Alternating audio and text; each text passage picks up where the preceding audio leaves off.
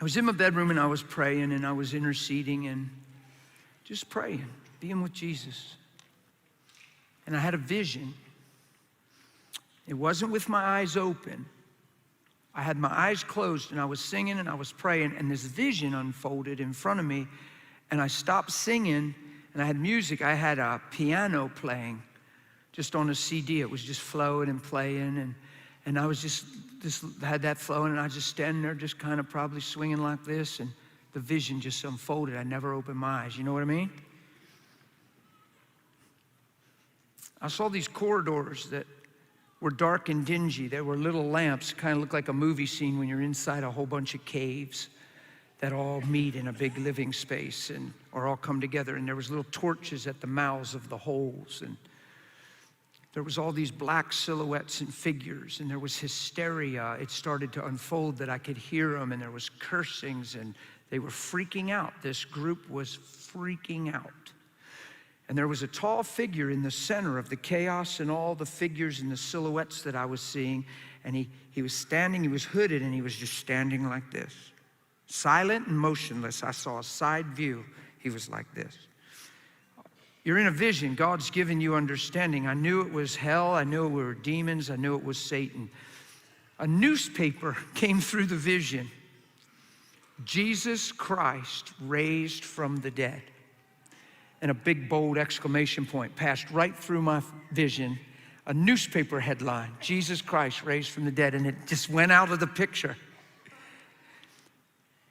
And I could hear hell freaking out, screaming at Satan, "You fool, we should have never followed you. We're finished now. God has brought salvation to men. Men can be filled with God's Spirit. Men can walk in the authority of His name. We are destroyed. We are finished." And they were freaking out because when they saw what they did and their eyes were open and all the scriptures came to light, they were freaking out.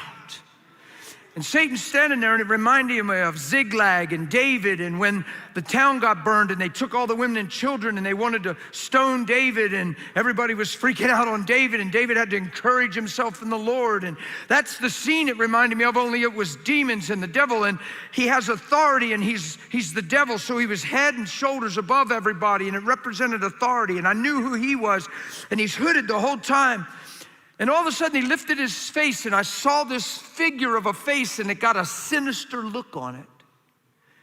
And he yelled real loud, even though they were all freaking out and they looked like they were turning on him. He said, "Silence!" And they all silence. And he said, "It is true, we played into the hand of God. It is true that we opened the door for salvation to men. It's true that we shed innocent blood, and that blood is now on the mercy seat in God's throne room. It is true that we played into the wisdom of God." He said, "But we do not have to be moved, and we do not have to fret."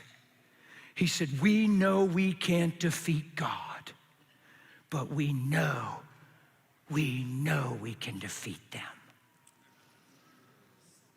We have defeated them from the beginning." This is what I heard. Remember Eve? Ha, ha, ha. Remember Adam? Huh. Every man is for himself. Every man lives for himself. God has paid a price for salvation to men, but we can stop it. I want you guys to come in here. They all came in. They're in a big huddle. He says, "Don't worry about them building churches. Don't worry about them preaching. Don't worry about them praying. Don't worry about their gatherings. Let them gather. Just keep their hearts far from who He is. Keep them hurt. Keep them frustrated. Get them to compete. Make them argue over their beliefs. Do whatever you can to keep what He paid for becoming real to them. Keep men stuck within men and keep them the same. But let them do what they do toward God, but make sure they're hurt inside, frustrated inside, inside and unforgiveness inside. Come on, guys, we know men. We know them from the beginning. Every man is for himself. We can do this, guys. And by the year, whatever I heard, by the year, whatever what it was, 2098, 99, it'll be no big deal. It'll be an Easter story, but there'll be no apparent change on the earth, even though God crucified his own son. And I'm standing there bawling in this vision, thinking, how much has this come to pass? When you look at all the arguments in the church, all the division, all the stuff that has happened since that time.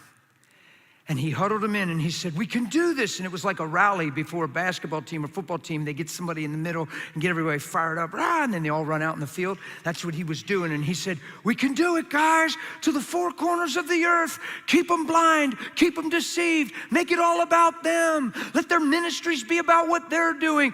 Let's let them do it in the name of the Lord, but it's all about them. Keep it. And he was shouting all this stuff. He said, we can do it. And they're like, yeah. And they broke and everything went out the holes, out the caves. And Satan was standing there all by himself, still in that position, shaking his head. And I opened my eyes. And I cried for a very long time. And I asked God for mercy, and I asked God for wisdom.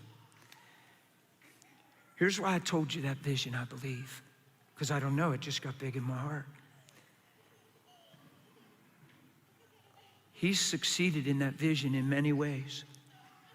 When you hear somebody tell you a story like that, you have to make sure that he's not succeeding that vision in your life. When he says every man loves himself, you have to make sure he's wrong where you're concerned. When he says people don't love God, they need God, you have to make sure, no matter how much he's right, you have to make sure he's wrong where you're concerned. Are you with me? God has done the greatest thing that could be done. And there is innocent blood on the mercy seat of heaven crying out mercy upon men.